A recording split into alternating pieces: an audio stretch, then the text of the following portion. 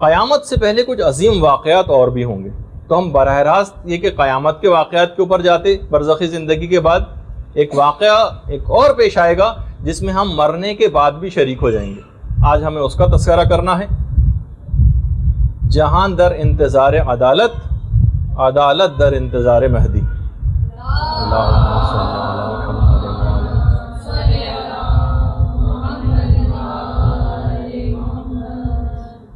دنیا کو ہے جس مہدی برحق کی ضرورت، ہے جس کی نگاہ زلزلہ عالم افکار. علامہ اقبال بھی کہہ کے گئے، اور کبھی جس کو لوگ کسی اور طور پر سمجھتے ہیں وہ خود امام ہی کے لیے وہ شعر ہے کہ کبھی ہے حقیقت منتظر نظر آ لباس مجاز میں، کہ ہزاروں سجدے تڑپ رہے ہیں میری جبین نیاز میں. امام زمانہ کے لیے شعر کہا علامہ اقبال نے. زمانہ بہت تیزی کے ساتھ امام کے ظہور کبریٰ کی طرف بڑھ رہا ہے. اکثر علماء کے نزدیک تو امام کا ظہور صغریٰ ہو چکا ہے اور امام کچھ لوگوں کے لیے ظاہر ہو چکے ہیں، اور جس کی ہم تفصیل میں تو ابھی نہیں جائیں گے. دیکھیے بعض اوقات ایسا ہوتا تھا کہ ایک زمانہ تھا کہ 50 سال 60 سال 70 سال گزر جاتے تھے اور امام زمانہ کے ظہور کی کوئی ایک مشکل سے نشانی پوری ہوتی تھی. پچھلے 6 ماہ سے 8 ماہ کے عرصے میں ظہور کی 70 سے زائد نشانیاں پوری ہوئیں. اس پچھلے جن علماء نے کام کیا اس موضوع پر، وہ فرماتے ہیں اس پچھلے 6 سے 8 مہینے کے اندر 70 سے زائد نشانیاں پوری ہوئی ہیں ظہور کی. لیکن علماء کا یہ کہنا کہ اگر ہم ان نشانیوں کو ہی بتانے بیٹھیں تو عام طور پر اس ایک زمانے میں بہت بتائی بھی گئی ہیں اور بتائی جانی بھی چاہیے، کوئی ایسی برائی کی بات تو نہیں. البتہ کچھ علماء کا یہ بھی کہنا ہے کہ لوگوں کو فقط نشانیاں اور علامتیں بتاتے رہنا یہ گویا ان کو زہر دینے کے مترادف. لوگ بیٹھتے ہیں کاغذ اور قلم لے کے کہ ابھی تو فلاں نشانیاں پوری ہونے باقی ہیں، لیکن اب تو جو بن رہی ہے شاید ہی سوائے چند ایک حتمی علامات کے تقریباً ساری علامتیں پوری ہو چکی ہیں. صرف 6-7 حتمی علامتیں باقی رہ گئی ہیں جو ظہور سے کچھ ہی عرصے پہلے ظاہر ہوں گی، ابھی جن کا تذکرہ ہم کرنے بھی والے ہیں. تو علماء کہتے ہیں کہ زہر دینے کے مترادف ہے اس بات کو، لوگوں کو علامتیں بتانا. لوگ یہ سوچتے ہیں کہ ابھی تو امام کے آنے میں بہت ٹائم، اور غفلت کا شکار ہو جاتے ہیں. اور جو شخص یہ سمجھ کے بیٹھے کہ نہیں امام کے ظہور کی علامتیں پوری ہو چکی، امام کبھی بھی ظہور کر سکتے ہیں، اور وہ ہر وقت تیار ہو کے اس کو بیٹھنا چاہیے. امام کے ظہور کے سلسلے میں تیاری کیا کریں یہ ہمارا موضوع نہیں. کتنا اہم موضوع ہے، لیکن کیونکہ ہمیں براہ راست اس پہ گفتگو نہیں کرنا بلکہ کچھ حالات کا تذکرہ کرنا ہے جو برزخی زندگی میں ہمارے ساتھ بھی پیش آئیں گے. اور اگر ہمارا انتقال ہو گیا اور امام کا ظہور بعد میں ہوا اور پھر اس کے بعد ایک پورا ایک طویل دورانیہ ہوگا قیامت سے پہلے، اور اس کے کچھ واقعات کا تذکرہ کرنا مقصود ہے. البتہ صرف ایک بات کا ہم تذکرہ کریں گے کہ آج کل کے دور میں ہم کیا کریں. امام نے جو شیخ مفید کو ایک خط لکھا تھا اس میں یہ جملہ استعمال کیا تھا کہ اب ہر شخص پر یہ فرض ہے اور واجب ہے کہ تمام ان اعمال کو اختیار کرے. امام دیکھیے ذمہ داری بتا رہے ہیں، ہر شخص پر یہ فرض اور واجب ہے کہ ان تمام اعمال کو اختیار کریں جو ہماری محبت سے ان کو قریب کریں، اور تمام ان چیزوں سے اجتناب کریں جو ہماری ناراضگی اور غضب کا سبب بنے. ہمارا ظہور اچانک ہوگا، امام کے جملے، توبہ کا اس وقت کوئی امکان نہ ہوگا اور کوئی ندامت تم کو فائدہ نہ دے گی. تو بہرحال جب مراجع سے پوچھا گیا، آیت اللہ بہجت سے پوچھا گیا، آیت اللہ سیستانی سے پوچھا گیا ریٹن فتاوی کہ ہم ان کی غیبت میں کیا کریں، سب مراجع نے کہا کہ واجبات و حرام پر سختی کے ساتھ کاربند ہو جائیے، گناہوں کو مکمل طور پر چھوڑیے اور واجبات کے اوپر مکمل طور پر عمل کرنا شروع کر دیں. یہ آج کل کے دور کی سب سے بڑی ذمہ داری ہے. امام کے بارے میں چند ایک باتیں بیان کر کے تھوڑا سا امام کا، کیونکہ اتنا تفصیلی موضوع ہے اور ایک میں ہم کیسے اس کو مکمل کریں گے، میں صرف چند ایک مختصر طور پر امام کی بات بیان کرتے ہوئے اور پھر ان واقعات کی طرف آ جاؤں گا جو برزخی زندگی میں پیش آئیں گے ہمارے مرنے کے بعد، اور پھر ایک سیریز ہوگی واقعات کی جو قیامت تک چلے گی، ان کا بھی ایک تذکرہ ہوگا. تو دیکھیے سب سے پہلی بات تو یہ ہے کہ اب میں جو بات بیان کرنے جا رہا ہوں اس کا اطلاق فی الحال نہیں ہوگا آپ لوگوں کے پاس، کہ امام کے سلسلے میں ایک حکم یہ ہے کہ جب بھی کبھی امام کا نام لیا جاتا ہے تو علماء نے کہا کہ اس وقت ادب اور اس کا تقاضا یہ ہے احترام کا کہ امام کا نام سنتے ہی کھڑے ہو جائے. اچھا اس چیز کا رواج خود ائمہ معصومین نے خود اس چیز کو رواج دیا تھا. 8ویں امام کے سامنے جب اللہم صلی علی محمد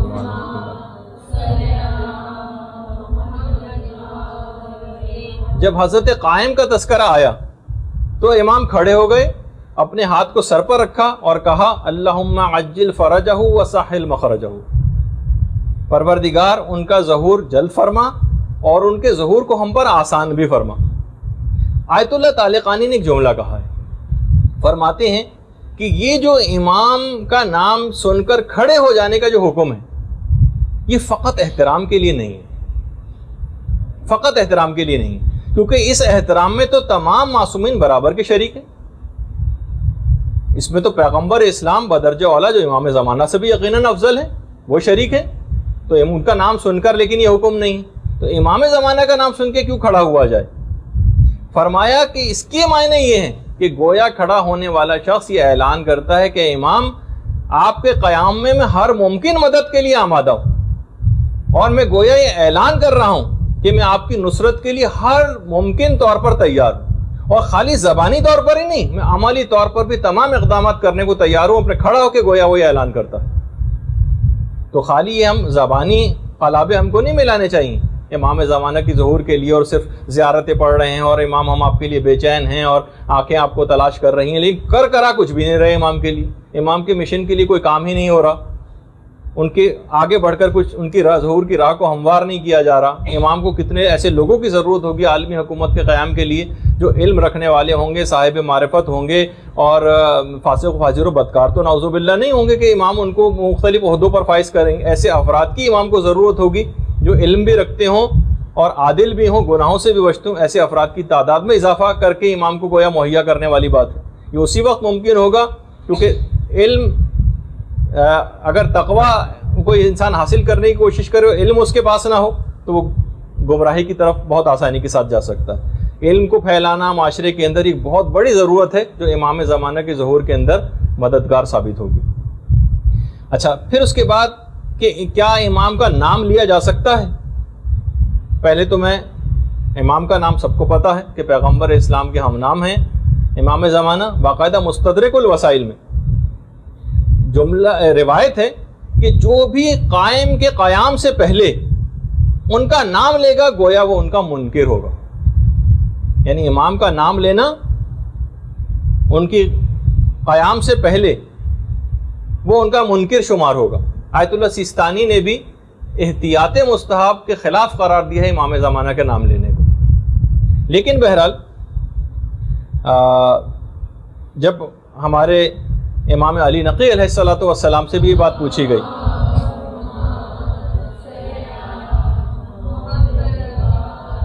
کہ مولا پھر اس کو کس نام سے ہم مخاطب کریں, تو فرمایا کہ تم انہیں حجت آل محمد کہہ دیا کرو.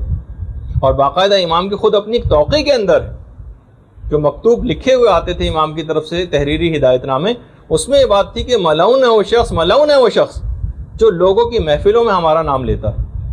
اچھا کچھ روایات میں اتنی سختی آئی ہے کہ امام کا نام نہ لیا جائے, کچھ روایتوں میں جواز کا تذکرہ بھی آیا ہے, یعنی جائز ہے امام کا نام لینا.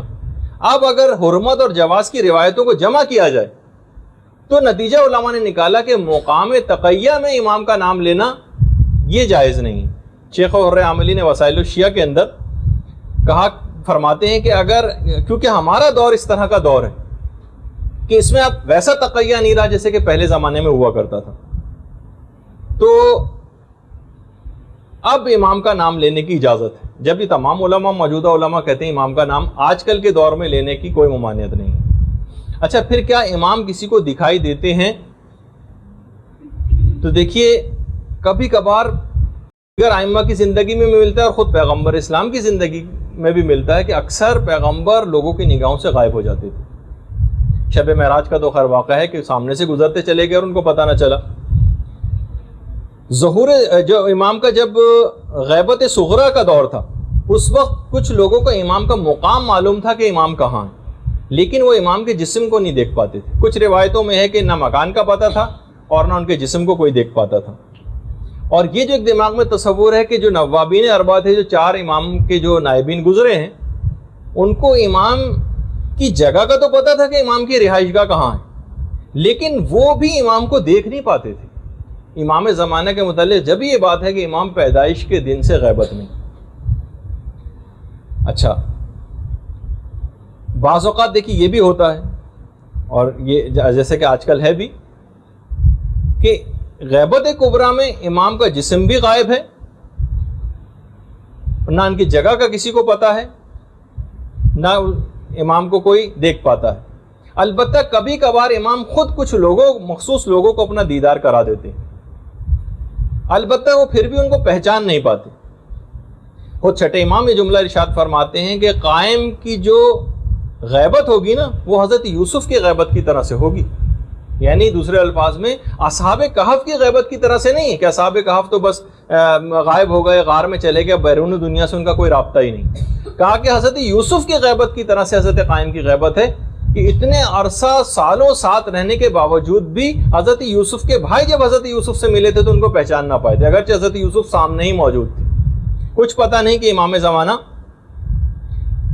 لوگوں سے ملتے ہوں, ان کے ساتھ رہتے ہوں, لیکن ان کو پتہ ہی نہیں چل پاتا کہ یہ ہے امام زمانہ.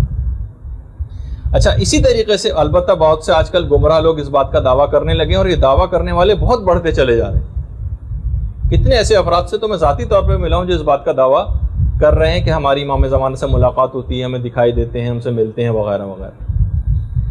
اچھا, امام رہتے کہاں ہیں؟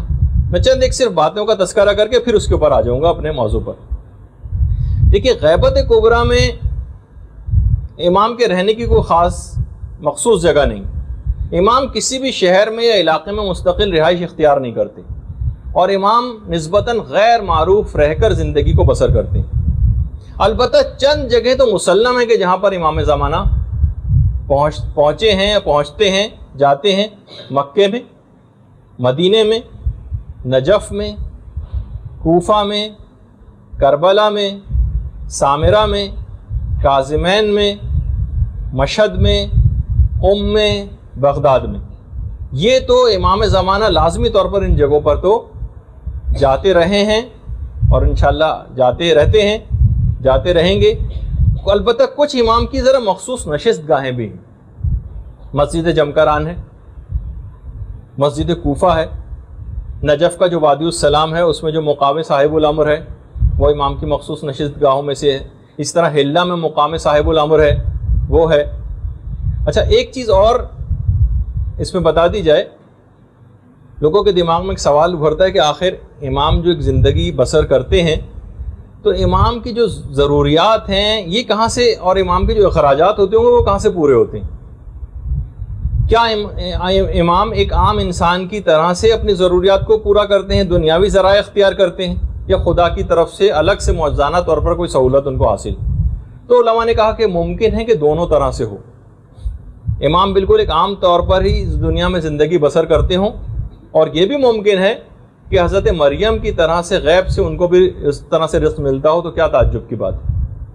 البتہ امام کی رہائش گاہ کے متعلق جزیرے خضرا والی روایت جو ہے, جس کو لوگ آج کل برمودا ٹرائنگل کو قرار دیتے ہیں, وہ بالکل ایک افسانہ اور من گھڑت چیز ہے. تمام علماء نے لکھا کہ یہ بالکل افسانہ ہے, اور جزیرے خضرا والی جو روایت ہے وہ سند اور متن کے لحاظ سے بالکل ہی قابل اعتنا نہیں. اچھا, پھر ایک سوال ہے کہ کیا امام کے بیوی اور بچے ہیں؟ اچھا, کچھ روایات ایسی ہیں کہ جس سے یہ پتہ چلتا ہے کہ امام عائلی زندگی گزار رہے ہیں, لیکن اور اس میں یہ بھی ہے کہ امام کے بیوی اور بچے ہیں, لیکن جو صحیح ترین روایات ہیں اس میں یہ ہے کہ امام کی کوئی اولاد نہیں ہے, اور اگر ہے بھی بالفرض اگر ہو بھی تو بھی خود امام کی ان اولادوں کو بھی یہ بات پتہ نہیں کہ ہم امام کی اولاد ہیں, کیونکہ طول عمر امام زمانہ کا معجزہ ہے, ان کی اولاد کا معجزہ نہیں. ان کے ازواج اگر ان کی زوجہ کوئی ہوں ان کا معجزہ نہیں. تو بہرحال کچھ علماء کا یہ بھی کہنا ہے, کہا کہ زیادہ تر جو صحیح ترین روایت ہے کہ امام کے ہاں کوئی اولاد نہیں. اچھا کچھ روایتوں میں یہ پتہ چلتا ہے کہ ان کے ہاں اولاد ہے، بلکہ ایک کتاب لکھی بھی گئی ہے امام زمانہ کے بیٹوں کے حالات پر، میرے پاس بھی فارسی میں ہے، البتہ یہ کہ بہرحال علماء نے کہا کہ جو روایات اس سلسلے میں ہیں وہ اتنی صحیح نہیں ہیں، کہ کوئی صحیح ترین اوتھینٹک روایات کے اندر امام کی اولادوں کا کوئی تذکرہ نہیں۔ شیخ طوسی نے کتاب الغیبت میں مفضل ابن عمر سے چھٹے امام سے روایت ایک نقل کی۔ امام فرماتے ہیں کہ امام زمانہ کی رہائش کا نہ ان کے فرزندوں کو کوئی علم ہے اور نہ کسی اور کو۔ اس سے تو یہ پتہ چلتا ہے کہ امام کے فرزند بھی ہیں، لیکن چھٹے امامی کی ایک اور روایت ہے۔ امام فرماتے ہیں کہ امام وہ ہوتا ہے جس کا کوئی بیٹا ہو، سوائے اس کے کہ جس کے بعد امام حسین اپنی قبر سے تشریف لے کر آئیں گے، زمان رجت کی طرف اشارہ ہے، بس اس کے ہاں کوئی بیٹا نہیں ہوگا، یعنی اس کے ہاں کوئی اولاد نہیں ہوگی۔ روایت میں تو خیر بیٹے کا لفظ ہے، لیکن عام طور پر اولاد کے معنوں میں بھی استعمال ہوتا ہے کہ ہر امام کا کوئی بیٹا ہوتا ہے سوائے اس کے کہ جس کے لیے ہمارے جد قبر سے اٹھ کر تشریف لائیں گے، بس اس کے ہاں کوئی بیٹا نہیں ہوگا۔ جب آٹھویں امام نے اس روایت کو ذکر کیا تو علی ابن حمزہ ایک راوی تھے جو وہاں پہ بیٹھے ہوئے تھے، کہنے لگے میں قربان جاؤں امام آپ کے دادا کے سامنے بھی جب ایسا ہی ذکر ہوا تھا تو انہوں نے بھی اس بات کی تائید کی تھی۔ تو بہرحال خیر اس تحقیق کے اندر جانے کی کوئی ضرورت بھی نہیں ہے، لیکن ہم نے ایک ویسے ہی ذکر کر دیا کہ مختلف تاکہ تھوڑا سا ایک تعارف امام کا آ جائے۔ ہاں زوجہ کے متعلق بھی کسی روایت کے اندر اس بات کا تذکرہ نہیں ہے کہ امام کی کوئی اگر ہوں بھی تو ہمارے علم میں کم سے کم نہیں۔ اولادوں کے سلسلے میں ایک تھوڑی سی بحث آئی بھی ہے، زوجہ کے سلسلے میں، کیونکہ وہی میں نے کہا کہ زوجہ کا یا کسی طول عمر کا معجزہ یہ امام زمانہ سے مخصوص ہے، ان کے کسی اور رشتہ دار سے مخصوص نہیں۔ تو اچھا پھر ایک سوال اور ہوتا ہے، کیا امام کو خود اپنے ظہور کے حتمی وقت کا علم ہے؟ تو روایات سے یہ بات پتہ چلتی ہے کہ امام کو بھی اپنے ظہور کا علم نہیں۔ اور چھٹے امام یہ بیان فرماتے ہیں کہ خدا جب انہیں ظہور کرنا ہوگا تو خدا ان کو ظہور کا الہام کرے گا۔ امام کو جبھی امام کا ایک لقب منتظر بھی ہے، یعنی وہ خود بھی انتظار کر رہے ہیں اپنے ظہور کا۔ اچھا ایک اور روایت ہے جو چھٹے امامی سے ہے کہ پیغمبر اسلام کی جب رحلت کا وقت قریب آیا تھا تو پیغمبر کو پروردگار کی طرف سے ایک مکتوب ملا تھا، ایک مکتوب نازل ہوا تھا اور کہا تھا کہ محمد یہ میری طرف سے تمہارے خاندان کے نجیب اور پسندیدہ افراد کے لیے۔ پیغمبر اسلام نے جبریل سے پوچھا کہ یہ نجیب افراد کون ہیں؟ تو کہا کہ یہ علی اور ان کی اولاد ہے۔ مکتوب کے اندر علیحدہ علیحدہ رقعہ جات رکھے ہوئے تھے پیغمبر نے، اور ہر رقعے کے اوپر ایک مہر بھی لگی ہوئی تھی۔ پیغمبر نے مولا سے کہا کہ علی اس میں سے جو مکتوب تمہارے لیے ہے اس کی تم مہر کو کھولو اور خدا کی طرف سے دی گئی ہدایات کے اوپر عمل کرو۔ اسی طریقے سے ہر امام کے دور میں وہ رقعہ جات سیلڈ اینویلپ جو جس کو ہم کہیں اپنے زبان میں، ہدایات کو لکھے ہوئے ہر اماموں تک منتقل ہوتے رہے اور ہر امام نے اس کی مہر کو کھول کر اور اس کے اندر جو لکھی ہوئی ہدایات کے اوپر عمل کیا۔ کچھ علماء نے کہا کہ ہو سکتا ہے یہ سلسلہ جاری ہوتے ہوتے امام زمانہ تک پہنچا، اور ہو سکتا ہے کہ امام کو اس ہدایت نامے کے ذریعے اپنے ظہور کے وقت کا علم ہو سکتا ہے، وہ اس رقعے کے اندر جو اس طرح کی باتیں لکھی، اصول کافی کے اندر باقاعدہ یہ روایت ہے۔ اچھا ہو سکتا ہے کہ امام اس رقعے کے ذریعے اپنے ظہور کے حتمی وقت سے واقف ہوں۔ اور ایک روایت میں یہ بھی ہے کہ پیغمبر اسلام یہ بات ارشاد فرماتے ہیں کہ ظہور سے پہلے قائم کی جو تلوار اور علم ہوگا اس میں خدا بولنے کی قوت کو پیدا کر دے گا، اور ایک آواز آئے گی، اے ولی خدا، خدا کے دشمنوں قیام کرو اور خدا کے دشمنوں کو قتل کرو۔ کافی میں بھی ہے، بہار میں بھی یہ روایات ہیں۔ اچھا اب ایک سوال یہ ہوتا ہے کہ اتنا عرصہ ہو گیا امام نے ظہور اب تک کیوں نہ کیا؟ تو دیکھیے ہر انقلاب کے کچھ خارجی اور داخلی عوامل ہوتے ہیں۔ اب آپ خود دیکھتی ہیں کہ جب تک ان اہداف، ان عوامل کو حاصل نہیں کیا جائے گا، جب تک کوئی بھی انقلاب بیکار ہوتا ہے، جب تک کہ مخصوص چیزوں حاصل نہ کر لیا جائے۔ خود دیکھتی ہیں آپ کہ جب حضرت عیسیٰ کو آسمانوں پر جب اٹھایا گیا تھا، اس کے 500 سال بعد پیغمبر اسلام پیدا ہوئے، اور پیدائش کے بھی 40 سال کے بعد اعلان رسالت کیا تھا۔ تو اس سے بھی آپ اندازہ لگائیں کہ بہرحال ہر چیز کا ایک مناسب وقت ہوتا ہے، موقع ہوتا ہے، اور ویسے بھی غیبت خدائی رازوں میں سے ایک راز ہے، اس کی حکمتیں سمجھ میں نہیں آتی۔ اچھا، ایک اور بات اور علماء نے بیان کی، ظہور کی امام کی کچھ علامات ہیں اور کچھ شرائط ہیں، لوگ آپس میں ان کو ملا دیتے ہیں۔ علامات جو ہوں گی نا وہ ظہور سے کچھ پہلے، اس سے کچھ قبل نمودار ہوں گی۔ اچھا، جبکہ ظہور سے براہ راست ربط ہے شرائط کا، علامات الگ ہیں، امام کے ظہور کی شرائط الگ ہیں۔ علامات ضروری نہیں کہ بیک وقت ظاہر ہوں، سالہ سال سے پوری ہوتی چلی جا رہی ہیں علامات، اور کچھ آخری وقت سے مخصوص ہیں۔ ہو سکتا ہے کہ ایک ہی وقت میں بہت ساری علامات، جیسے کہ پچھلے 6 مہینے میں 70 سے زیادہ علامات پوری ہوں، چند ایک کا تذکرہ آگے چل کے شاید آئے بھی۔ تو اور اسی طریقے سے جو علامات ہوں گی وہ پہلے نمودار ہوں گی اور جلد ختم ہو جائیں گی، جبکہ شرائط ظہور سے کچھ عرصے پہلے ہوں گی اور یہ پھر مستقل رہیں گی۔ اچھا، باقاعدہ ایک پاکستانی زائر چند سال پہلے مشہد میں ان کی خود امام زمانہ سے ملاقات ہوئی تھی، ایک پاکستانی زائر کی۔ امام سے ایک سوال پوچھا تھا انہوں نے، مولا یہ بتائیے کہ ہم تو آپ کو بہت زیادہ یاد کرتے ہیں، کیا آپ بھی ہمیں یاد کرتے ہیں؟ امام نے ایک جملہ کہا، اسی بے عادت، زائر کی سمجھ میں نہیں آیا، اور علماء کے پاس گیا وہ زائر اور ان کے سامنے جملہ رکھا، تو علماء نے پھر اس کا صحیح طور پر ترجمہ کر کے بتایا کہ اس کے معنی یہ ہیں۔ امام فرماتے ہیں کہ ہم کو وصیت کی گئی ہے بے عدد کہ تم میں سے ایک ایک کو یاد رکھیں، انڈیویجول 1 بائی 1 کو ہم یاد رکھتے ہیں، ہمیں باقاعدہ وصیت ہے اس بات کی۔ تو بہرحال یہ امام کی اتنی حد تک آ گئی، یعنی امام اتنے زیادہ کنسرن ہے کہ 1 بائی 1 جتنی خواتین یہاں پہ بیٹھی ہوئی ہیں، امام ان سے مکمل طور پر ان کے حالات سے واقفیت رکھتے ہیں، ان کو یاد کرتے ہیں۔ اچھا، امام سے پہلے چند چیزوں کے متعلق اور بیان کر دیا جائے، پھر ہم فوراً بعد اس کے اوپر آ جائیں گے اپنے موضوع پر۔ سب سے پہلے تو ایک سفیانی کا خروج ہوگا۔ کچھ علماء نے کہا کہ اصل میں سفیانی ایک کردار کا نام ہے، یہ کسی کوئی فرد واحد پر منحصر نہیں۔ خود چوتھے امام کی ایک اصل میں ایک حدیث ہے جو اس سلسلے میں دلیل کے طور پر بھی پیش کی جاتی ہے کہ سفیانی کا جو خروج ہوگا نا وہ بالکل حتمی ہوگا، اتنا اور بتا دوں۔ اور امام نے فرمایا کہ ہر قیام کرنے والے کے مقابلے میں ایک سفیانی ہوتا ہے۔ اس لحاظ سے تو یہ کسی کیریکٹر کا ایک نام ہوا۔ بہار کے اندر بھی روایت ہے چوتھے امام کی کہ ہر حق کے لیے قیام جو کرتا ہے اس کے لیے ایک سفیانی ہر زمانے میں۔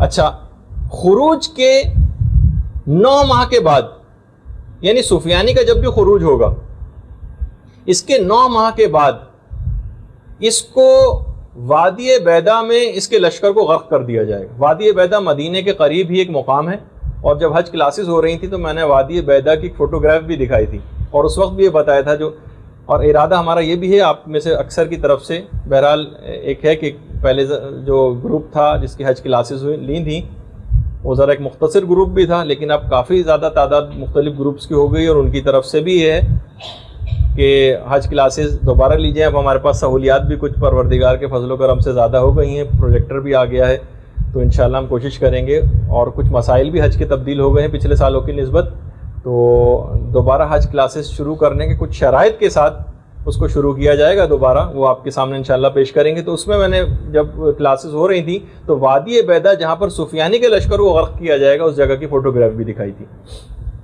اچھا، کچھ تو اچھا یہ جو ہے نا، یہ امام وادی بیدا کا زمین میں دھس جانا اور سفیانی کے لشکر کا یہ حتمی علامات میں سے ایک ہے امام کے ظہور کی۔ اچھا، اسی طریقے سے نفس زکیہ ہے، نفس زکیہ کی شہادت۔ یہ کوئی مخلص مومن ہوں گے جو نفس زکیہ کے نام سے جن کو کہا ہے کہ جو دین خدا کے جتنے انحرافات ہیں، یعنی دین جن انحرافوں کا شکار ہو چکا ہے اس کے لیے وہ خروج کریں گے اور اس کے بعد قتل کر دیے جائیں گے۔ اور یہ اتنی کوئی پرومیننٹ شخصیت ہوں گے، علماء نے کہا کہ روایت میں جملہ ملتا ہے کہ مومنین ان کی شہادت سے بہت رنج محسوس کریں گے۔ اس کا مطلب ہے کوئی غیر معروف ایسے آدمی نہیں ہوں گے، وہ کوئی بہت معروف ہوں گے اور ان کی شہادت واقع ہوگی۔ اسی طریقے سے سید حسنی، سید حسنی کی آمد بھی امام کے قیام سے پہلے، اور اس کے پھر فوراً بعد امام کا ظہور ہوگا، اور سید حسنی امام کو پہچان لیں گے، ان تک پہنچ جائیں گے، اور اس کے بعد لوگوں کو یقین دلانے کے لیے امام سے کچھ دلائل طلب کریں گے جن کا بھی آگے چل کر تذکرہ بھی ہونے والا ہے، اور پھر امام ان کو قائل کریں گے سید حسنی کو۔ اسی طریقے سے دجال کا دیکھیں میں کتنی تیزی سے گزر رہا ہوں، لیکن ان کے اندر بھی بڑی تفصیل ہے، لیکن ہمیں وہ بیان کرنا مقصود نہیں ہے، وہ آپ کتابوں میں پڑھ سکتی ہیں۔ دجال، ویسے تو دجال لغوی اعتبار سے بہت بڑے جھوٹے کو کہا جاتا ہے، فریبی، انگلش یا فرانسیسی میں سے اینٹی کرائسٹ یا دشمن مسیح کے نام سے یاد کیا گیا ہے۔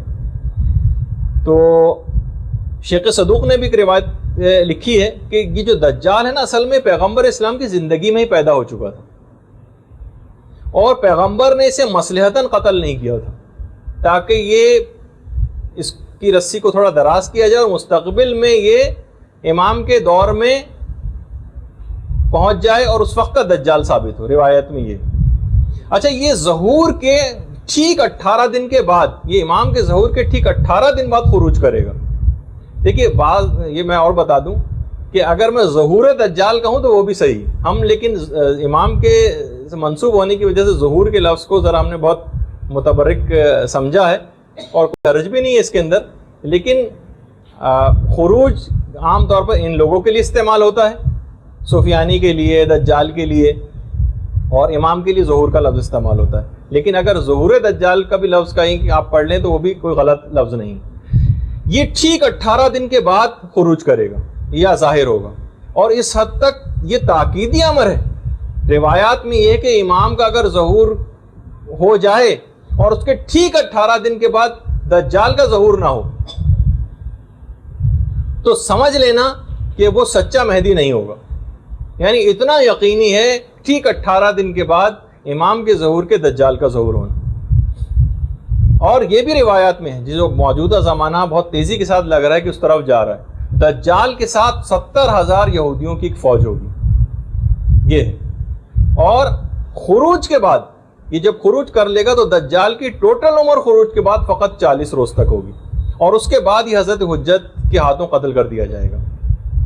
روایات میں یہ چیز بھی ملتی ہے کہ دجال کے ساتھ خاص طور پر اس نے میوزک کا ایک ایسا انتظام کیا ہوگا کہ لوگ بہت زیادہ مومنین بھی اس کی طرف اٹریکٹ ہوں گے۔ صرف وہ لوگ دجال کے ہاتھوں بچ پائیں گے، اس کے فریب میں نہیں آئیں گے، جو پہلے سے خود کو اس گناہوں سے دور رکھے ہوئے، جو اس دنیا میں بھی گانے نہیں سنتے، جو اس وقت بھی میوزک سے دور رہتے ہیں، تو وہ اس سے محفوظ رہیں گے۔ البتہ ایک دوسرا حل بھی، جو محفوظ نہیں ہے خدا ان کو محفوظ کرے، لیکن بہرحال یہ کہ جو پھر بھی اس میں مبتلا ہیں اور دجال کا بھی آ جائے تو یہ صرف دیکھیے علم کے ذریعے بات پتہ چلے گی، خالی یہ اس کو بھی پھیلایا جائے کہ جس وقت دجال ظہور خروج کرے گا تو جو بھی اس کے شر سے بچنا چاہے گا اس کے لیے روایت میں ایک ہے کہ وہ دجال کی طرف یا تو نگاہ ہی نہ کرے، یا اگر نگاہ کر بھی دے تو سورہ الحمد کا ورد کرنا شروع کر دے، وہ دجال کے فتنے سے بچ جائے گا، یا سورہ الحمد کا ورد کرتے ہوئے دجال کے اوپر جف کرے، تھوک دے، تو وہ بھی اس سے بچ جائے گا۔ یہ طریقہ جو ہے پیغمبر اسلام نے بتایا کہ دجال سے بچنے کا جو طریقہ ہے۔ اچھا، اب علماء نے کہا کہ ہو سکتا ہے کہ یہ دجال کا جو لفظ ہے یہ رمزی ہو۔ دجال اصل میں ہر چالاک و مکار کے لیے بھی دجال کا لفظ استعمال ہو جاتا ہے۔ مغربی تہذیب جو فریبی ایک تہذیب ہے، اس کے لیے بھی دجال کا لفظ ہے۔ اچھا، اسی طریقے سے دیکھیے ایک بات اور بتا دی جائے کہ سفیانی فلسطین سے خروج کرے گا روایت میں۔ اچھا، فلسطین اور اسرائیل یہ تو بالکل ملے ہوئے ہی ہیں، یعنی یہ کہا جائے کہ اسرائیل سے خروج ہوگا۔ سید حسنی کا ایران سے ہوگا، اور امام زمانہ کا مکہ سے ظہور ہوگا۔ اچھا، یہ جو تینوں واقعات ہیں، اللہم صلی علی محمد وعلی محمد، یہ جو تینوں واقعات ہیں، سفیانی کا فلسطین یا اسرائیل سے خروج، سید حسنی کا ایران سے، اور امام کا مکے سے، یہ ایک سال کے اندر اندر واقع ہوں گے۔ ایک سال کے اندر یہ تینوں چیزیں ہوں گی۔ اور یہ بھی ہے، دیکھیے اب تو لگ رہا ہے کہ زمانہ اس جنگ کی طرف جا رہا ہے مسلسل۔ ملتا ہے روایت میں کہ امام زمانہ کا آخری معرکہ رام اللہ میں ہوگا۔ یہ روایات میں رام اللہ جو اس وقت فلسطین کا ایک علاقہ ہے، تو انشاءاللہ اس کی بھی میں کبھی تفصیل بتاؤں گا. امام کے ظہور سے پہلے خاص چیز اور ہے جس میں بہت سی باتیں بھی ہم کو اس لحاظ سے بتانی ہیں، جس سے بچنے کے طریقے بھی اس میں آتے ہیں، کہ امام کی آمد سے پہلے ایک زوردار دھماکے چیخ کی آواز آئے گی. روایات میں یہ اس وقت کے لیے بھی روایت میں ہدایات ہے، وہ یہ ہے کہ انسان اپنے کھڑکی اور دروازے بالکل گھر کے بند کر لے، اور خاص طور پر جو شیشوں جہاں شیشے لگے ہیں اس سے دور ہٹ جائے، اور سجدے میں چلا جائے اس چیخ کی یا دھماکے کی آواز کو سن کر، اور ایک جملہ کہے، وہ مسلسل اس کا ورد کرے، سبحان القدوس ربنا القدوس، تو وہ چیخ یا دھماکے کے نقصانات سے محفوظ ہو جائے گا. یہ روایات میں سبحان القدوس ربنا القدوس سجدے میں جائے اور مسلسل اس کو ورد کو پڑھتا رہے. اچھا، وہ اس کے نقصانات سے محفوظ ہو جائے گا. اچھا، پھر اس کے بعد وہ آسمانی آواز آئے گی. دیکھیے میں بہت تفصیل تیزی کے ساتھ جا رہا ہوں. آسمانی آواز آئے گی جبریل کی، جاء الحق وزهق الباطل ان الباطل کان زهوقا، اور اس جبریل کی آواز سن کر لوگوں کے 3 گروہ ہو جائیں گے. ایک گروہ تو فوراً امام کی مدد کے لیے نکل کھڑا ہوگا بغیر کچھ سوچے سمجھے، یعنی اس کو پتا ہوگا ایک مخصوص آواز آئے گی جو ہر شخص اپنی زبان میں سنے گا. معجزانہ طور پر جیسے یہ پہلا قدم اٹھائے گا اس کا اگلا قدم مکے میں ہوگا. یہ پہلا گروہ ہے جو معجزانہ طور پر اس کو ایک بہت بڑی سعادت ملے گی. دوسرا گروہ وہ ہوگا جو اس آواز سے مکمل طور پر متفق تو ہوگا، لیکن وہ سوچے گا کہ بھائی ٹھیک ہے امام نے بلایا ہے لیکن بیوی بچوں کی بھی کچھ کوئی ذمہ داریاں ہیں. یہ دوسرا گروہ ہوگا. اور اس کے بعد پھر ایک اور آواز آئے گی کہ جو کہ شیطان کی آواز ہوگی کہ تمہارے رب نے فلسطین میں ظہور کیا ہے، یا اسرائیل میں جس کو کہا جائے.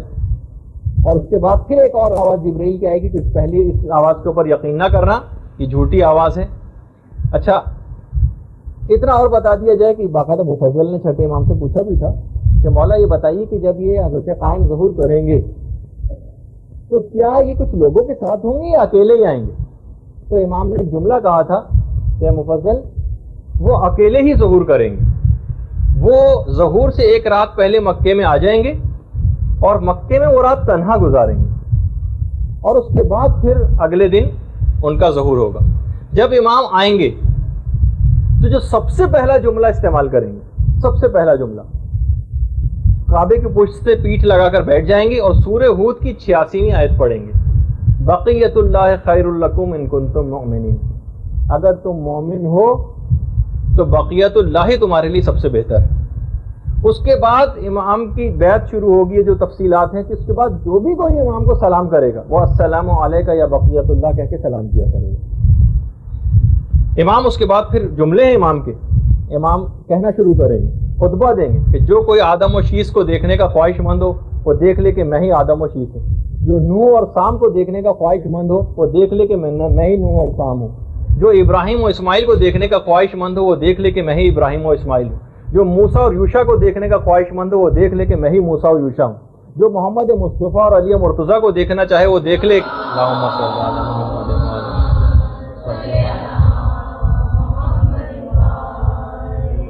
وہ دیکھ لے کہ میں ہی محمد مصطفیٰ علی مرتضیٰ ہوں، جو حسن و حسین کو دیکھنا چاہے وہ دیکھ لے کہ میں ہی حسن و حسین ہوں، جو اولاد حسین کے ائمہ کو دیکھنے کا خواہش مند ہو تو دیکھ لے وہ دیکھ لے کہ میں ہی اس نسل پاک کے معصومین کا خلاصہ ہوں. اور اس کے بعد پھر امام کہیں گے کہ میری گفتگو کو توجہ کے ساتھ سنو، میں تم کو ایسی چیزوں کی خبر دوں گا جس سے پہلے تم نے کبھی نہیں سنی ہوگی. اس کے بعد امام آسمانی کتابوں کی تلاوت کرنا شروع کریں گے، آدم و شیس کے صحیفوں کی تلاوت کریں گے، نوح و ابراہیم کے صحیفوں کی تلاوت کریں گے. اس کے بعد امام چاروں کتابیں توریت، زبور و انجیل و قرآن کی تلاوت کریں گے. سب سے پہلے جو بیعت امام کی کریں گے وہ حضرت جبرائیل ہوں گے. جیسے ہی امام کا ظہور ہوگا، ہم اگر اس وقت انتقال کر چکے ہوئے اور ہمارے انتقال کے بعد ظہور ہوا، یہ جو مومنین انتقال کر چکے ہیں، خدا ظہور کے وقت ان مومنین کی قبور میں ایک سکون کو داخل کر دے گا، ایک سکون کو داخل کرے گا، ایک ایسی مسرت و شادمانی ہماری قبور کے اندر آ جائے گی اور تمام عذابات برطرف ہو جائیں گے. قبور میں مومنین ایک دوسرے کی ملاقاتوں کو جائیں گے اور ایک دوسرے کو ظہور حجت کے حضرت حجت کے ظہور کی مبارکبادیں دیں گے. اس کے بعد یہاں تو یہ ہو رہا ہوگا قبروں میں، ادھر سید حسنی امام کے پاس پہنچ جائیں گے اور کہیں گے کہ اگر آپ امام مہدی ہیں تو پھر رسول کا عصا کہاں ہے؟ رسول کی انگوٹھی کدھر ہے؟ رسول کا لباس کہاں ہے؟ رسول کی جو زرہ جس کا نام فاضل تھا وہ کدھر ہے؟ رسول کا امامہ جس کا نام صحاب تھا وہ کہاں ہے؟ یربو نام کا رسول کا ایک گھوڑا، یہ رے بے واو عین، وہ کدھر ہے؟ غصبہ نام کا ناقہ رسول کا وہ کدھر ہے؟ دلدل جو رسول کا خچر تھا وہ کہاں ہے؟ اور یافور نام کا رسول کا جو حمار تھا وہ کدھر ہے؟ رسول کا گھوڑا براق کہاں ہے؟ اور علی کے ہاتھ کا جمع ہوا قرآن کدھر ہے؟ امام سارے ثبوت سید حسنی کے سامنے پیش کر دیں گے۔ اچھا، امام اس وقت عصائے رسول کو زمین پر ماریں گے، دیکھیے میں تیزی کے ساتھ جا رہا ہوں اس میں، اور اس میں سے ایک پودا نمودار ہوگا جو دیکھتے ہی دیکھتے ایک پھلدار درخت میں تبدیل ہو جائے گا۔ پھر اس کے بعد رسول اللہ کا جو علم ہے، جو جنگ بدر میں بھی تھا اور اس کے بعد جنگ جمل 2 دفعہ وہ علم کھلا ہے خالی، اس کے بعد امام اس علم کو پیش کریں گے اور کہیں گے تم اپنا تعارف کراؤ۔ اب علم اپنا تعارف کرانا شروع کرے گا، میں رسول کے حقیقی اور سچے جانشین کے ہاتھ میں ہوں۔ اس کے بعد امام ذوالفقار کو پیش کریں گے، ذوالفقار سے بھی آواز ہے کہ میں اس کے سچے جانشین کے ہاتھ میں ہوں۔ پھر اس کے بعد روایت میں ہے کہ ایک روایت میں کہ امام مہدی یہ کام کریں گے، ایک میں ہے کہ سید حسنی یہ کام کریں گے کہ عصائے موسیٰ کو اٹھا کر زمین پہ ماریں گے اور اسی وقت 12 چشمے پھوٹ پڑیں گے۔ ان 12 چشموں کی بھی خاص وجہ ہوگی کہ اس وقت اعلان بھی کر دیا جائے گا کہ جو شخص بھی امام کے ظہور کے بعد امام کے پاس پہنچنے والا ہوگا اس سے کہا جائے گا کھانے اور پینے کا کوئی سامان لانے کی ضرورت نہیں ہے، عصائے موسیٰ کے ذریعے جو چشمے پھوٹیں گے اور کھانے لوگ سیراب بھی اسی سے ہوں گے اور اپنی غذائی ضروریات بھی اس سے پوری کریں گے، ایک پوری تفصیل ہے روایت میں۔ اس کے بعد انگشتری سلیمان امام وہ پیش کریں گے کہ جب حضرت سلیمان کی وہ انگوٹھی جب حضرت سلیمان پہن لیتے تھے تو تمام پرندے اور جانور ان کے گرد جمع ہو جاتے، اپنے اپنے مسائل پیش کرتے تھے، ان کی زبان میں حضرت سلیمان ان کے جوابات دیتے تھے۔ امام بھی اسی چیز کو دہرائیں گے اور وہ انگوٹھی پہن لیں گے، پرندے سارے جمع ہو جائیں گے، امام ان کو ان کی زبان میں جواب دیں گے۔ اس کے بعد سید حسنی کہیں گے وہ رسول اللہ کی زرہ کہاں ہے جو ان کے صحیح اور سچے جانشین کے علاوہ کوئی اور نہیں پہن سکتا۔ امام وہ زرہ پیش کریں گے اور سید حسنی سے کہیں گے تم اس کو پہنو۔ سید حسنی لرز جائیں گے، نہیں میں اس زرہ کو نہیں پہن سکتا۔ امام اصرار کریں گے کہ نہیں تم پہنو اس کو، جب وہ پہنیں گے تو ان کے جسم پہ فٹ نہیں آئے گی۔ امام سید حسنی کی فوج کے سامنے اس وقت اس چیلنج کے طور پر اس زرہ کو پیش کریں گے، سب پہن کے فوجی پہن کے اس کو دیکھیں گے، لیکن کسی کے جسم کے اوپر وہ زرہ فٹ نہیں آئے گی، یہاں تک کہ امام پھر اس زرہ کو خود پہنیں گے اور ان کے جسم پر مکمل طور پر وہ زرہ فٹ ہو جائے گی۔ سید حسنی اپنی تمام تر فوج کے ساتھ اس وقت امام کی بیعت کر لیں گے۔ اچھا، اس وقت جب امام کی بیعت ہوگی تو اس وقت اور کون کون بیعت کے لیے آئے گا؟ روایات میں ہے کہ 30,313 فرشتے بھی بیعت کے لیے اس وقت پہنچ جائیں گے۔ کچھ اس میں فرشتے وہ ہوں گے ان 30,313 میں سے جو حضرت نوح کی کشتی میں ان کے ساتھ تھے، کچھ فرشتے وہ ہوں گے جو حضرت ابراہیم کو جب آگ میں پھینکا جا رہا تھا اس وقت ان کے ساتھ تھے، کچھ وہ فرشتے ہوں گے جو حضرت موسیٰ کے ساتھ اس وقت تھے کہ جب حضرت موسیٰ کے لیے دریا کو پھاڑا جا رہا تھا، اور کچھ حضرت عیسیٰ کے ساتھ وہ فرشتے تھے کہ جب حضرت عیسیٰ کو آسمانوں پر بلند کیا جا رہا تھا، اور 4,000 فرشتے نشان زدہ ہوں گے، مارکڈ بالکل، اور 1,000 فرشتے اور ان کے ساتھ نازل ہوں گے۔ 313 فرشتے وہ ہوں گے جو جنگ بدر میں پیغمبر اسلام کی نصرت کے لیے نازل ہوئے تھے، اور 4,000 فرشتے وہ ہوں گے جو امام حسین کی مدد کے لیے کربلا میں تشریف لائے تھے، اور لیکن امام نے ان کو جنگ کی اجازت نہیں دی تھی اور وہ پھر واپس نہیں گئے تھے۔ یہ فرشتے اس کے بعد پھر واپس آسمانوں میں نہیں گئے۔ امام کی شہادت کے بعد ان کی قبر کے ارد گرد ہی گریہ کونا ہے، بال پریشان ہیں، غبار آلود ہیں، اور یہ قیامت تک ان کا ایک سربراہ ہے ان فرشتوں کا جس کا نام منصور ہے۔ یہ جو بھی زائر کربلا جاتا ہے یہ تمام فرشتے اس کے استقبال کے لیے جاتے ہیں۔ جب زائر وہاں سے ودا ہونے لگتا ہے کربلا سے، اس کو ودا کے لیے آتے ہیں۔ جب کوئی زائر بیمار ہو جاتا ہے تو اس کی عیادت کے لیے جاتے ہیں۔ اگر کوئی زائر انتقال کر جاتا ہے تو اس کی نماز جنازہ پڑھنے اور اس کے استغفار کے لیے آتے ہیں۔ یہ سب کے سب فرشتے آسمانوں میں واپس نہیں گئے تھے، اور یہ امام زمانہ کے ظہور کا انتظار کر رہے ہیں اور یہ آپ کی نصرت کریں گے ظہور کے بعد. اچھا اس کے بعد میں ابھی جیسے کہ 5ویں امام کی وہ روایت ہے جو ہم نے اس سے پہلے کھانے پینے کے سلسلے میں پیش کی. امام فرماتے ہیں کہ ندا آئے گی کہ تم میں سے کوئی بھی کھانا لانے کی زحمت کو نہ گوارا کرے. کہ امام کے پاس حضرت موسیٰ کا وہ پتھر ہے جس سے 12 چشمے پھوٹ پڑتے ہیں, اور حضرت قائم کا جب ظہور ہوگا تو اس پتھر سے جو چشمے پھوٹیں گے اسی سے لوگ اپنی پیاس کو بجھائیں گے اور اسی سے لوگ اپنی بھوک کو بھی ختم کریں گے. اچھا امام کے پاس جو اسلحہ ہوگا جس کے متعلق بہت زیادہ سوال پوچھے جاتے ہیں, بالکل جدید قسم کا اسلحہ ہوگا اور امام کی کئی طرح سے امداد ہوگی. خاص طور پر جو چھٹے امام نے کہا کہ ہمارے قائم کا جو روب و دبدبہ ہوگا نا وہ ایک ایسی دہشت اور روب ہوگا کہ جو لوگوں کے دلوں پہ خدا قائم کر دے گا. آج بھی ہم دیکھتے ہیں کہ حزب اللہ کا کیسا روب اور دبدبہ ہے, حالانکہ اتنی چھوٹی سی جماعت, لیکن اس کے باوجود امام کے متعلق ہے کہ ان کا ایک ایسا روب اور دبدبہ ہوگا. اور باقاعدہ خود مولا کی بھی حدیث ہے کہ ملائکہ, جنات اور مخلص مومنین کے ذریعے شیعوں اور مخلص شیعوں کے ذریعے امام مہدی کی مدد کی جائے گی. اور امام فرماتے ہیں کہ ان کا جو روب اور دبدبہ ہوگا وہ 1 ماہ پہلے اور 1 ماہ بعد تک حرکت کرتا رہے گا. یعنی امام کے لیے خاص طور پر اس طرح سے مدد کی جائے گی. امام جب حکومت اپنی قائم کر لیں گے تو جو ایک کیپٹل ہوگا جو بالکل یقینی 100% ہے, وہ روایات میں ہے وہ کوفہ ہوگا. امام کوفے کو اپنا کیپٹل بنائیں گے. خود یہ چھٹے امام کی روایت ہے کہ کوفہ امام کا دارالخلافہ ہوگا.